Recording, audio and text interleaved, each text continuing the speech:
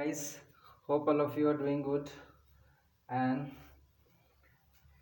you are studying well.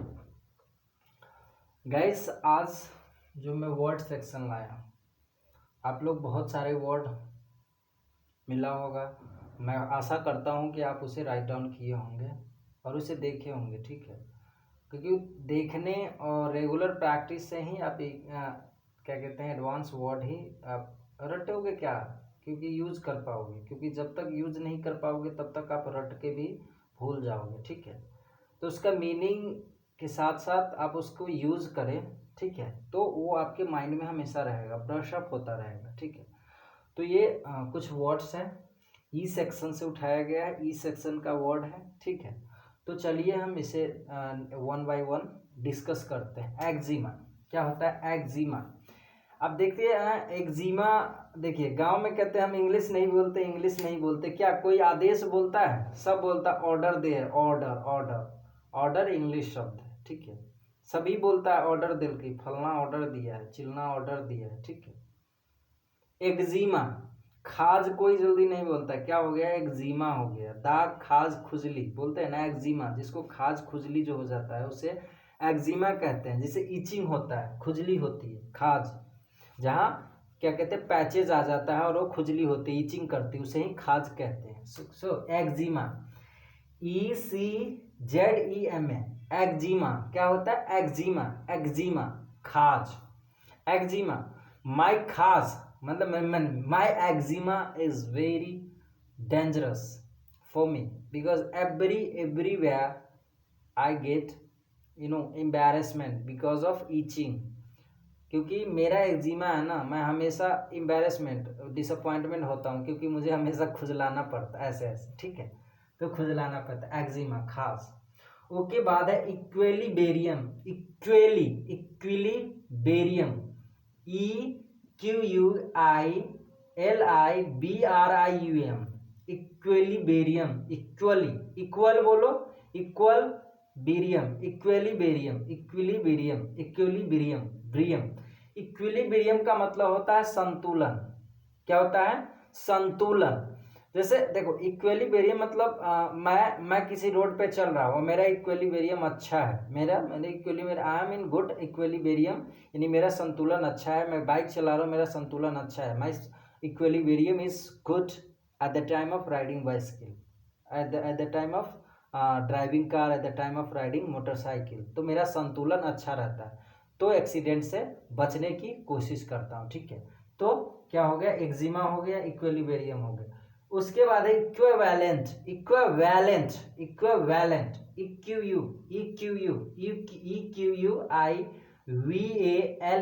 देखो इसको भी बोलते हैं, भी नहीं है, वी इक्वल, इक्वावेलेंट मतलब होता है समतुल्य। समतुल्य का मतलब पैरेलली, समतुल्य मतलब जितना ही उम्र इसका है उसका उम्र। I am equivalent to you मतलब मेरी उम्र जितनी है उतना ही तुम्हारी है, थोड़ा मोड़ा का डिफरेंस हो सकता है लेकिन समतुल्य है, ठीक है। उसके बाद है एग्जीबिशन। एग्जीबिशन आप जानते हैं किसी प्रदर्शनी मेला में एग्जीबिशन होता है। आप किसी चीज को बनाएं, चाहे आप कोई आर्ट दिखाना चाहते हैं, एग्जीबिट करना चाहते हैं, आप मेला में जाते हैं, आप अपने आर्ट को एग्जीबिशन करते हैं, एग्जीबिशन में लगाते हैं। तो एग्जीबिशन में जाते हैं तो उसको बोलते हैं प्रदर्शन। प्रदर्शन का मतलब अपने आप को दिखाना, या तो आर्ट दिखाओ या तो कोई हाँ आर्ट ही में आता है वो क्या कहते हैं चित्रकला, जो ड्राइंग बनाता है, पेंटिंग बनाता है, कुछ भी होता है जो आर्ट में आता है, तो एग्जीबिशन वहाँ होता है।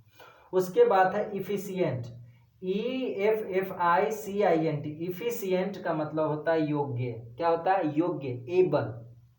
I am efficient to do this work. I am efficient to make you understand this topic.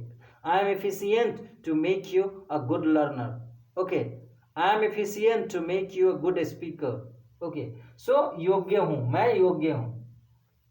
Okay, बाद है क्या हो गया? उसके बाद है इलिजिबिलिटी। इलिजिबिलिटी कहते हैं, इसमें दिक्कत होता है क्या? इलिजिबिलिटी, इलिजिबिलिटी टेस्ट होता है, योग्यता होता है, ठीक है।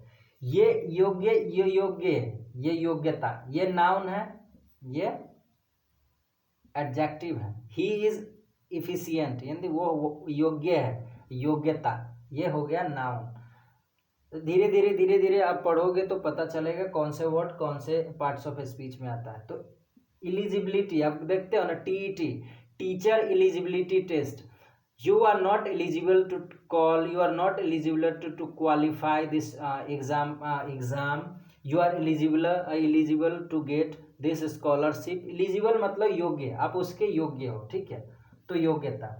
emancipation, emancipation,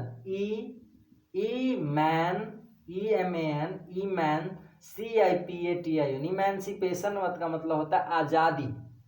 I need emancipation from Britishers at the time of, when Indian British colony was there, the rule of Britishers was in India at that time. Many people, many freedom fighters tried to emancipate themselves from Britishers। So आप दे आज़ादी चाहे, क्या आज़ादी, emancipation का मतलब होता है आज़ादी। आप फ्रीडम उसी को बोल सकते हैं, इमेंसिपेशन का ही फ्रीडम, ये सिनोनिम्स। एम्बैरेसमेंट, EMBARRA, आप इसे RRASSMENT, एम्बैरेसमेंट दोनों बोल सकते हैं। एम्बैरेस, EMBARRASSMENT या EMBARRASSMET। एम्बैरेसमेंट का मतलब होता है घबराहट, मतलब हम कहीं जा रहे हैं, हमको एम्बैरेसमेंट होता है, घबराहट होता है। हम अभी यूज किए थे ना एक्जिमा में, I was very embarrassment eight the time of itching in the public place, because मैं घबरा जाता हूँ कि यार लोग हंसेंगे, खाज खुजली है, खुजला रहा है, ईचिंग हो रहा है, ठीक है, तो घबराहट होती है, एम्बैरेसमेंट होता है, ठीक है। आप कहीं पब्लिक स्पीकिंग करना चाहते हो कभी, हाँ, ये आपको भी तो एम्बैरेसमेंट होता होगा, जो आप कहीं पब्लिक स्पीकिंग में आप जाते होंगे और बोलते होंगे मुझे इंग्लिश नहीं आती है, चाहे आपको इंग्लिश बोलने के लिए बोला गया, आप गलती बोल रहे हो तो घबराहट होती है। तो embarrassment, don't feel embarrassment at the learning English, okay, because everything starts from zero, everything starts from zero, so you are also zero, learn from zero, from to hero, that's it। Emission का मतलब होता है उत्सर्जन।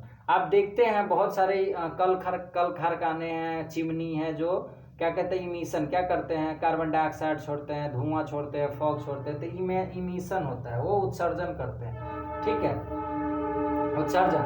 The emission of fog in the industrial area is very high rate. तो emission का मतलब होता है उत्सर्जन कर।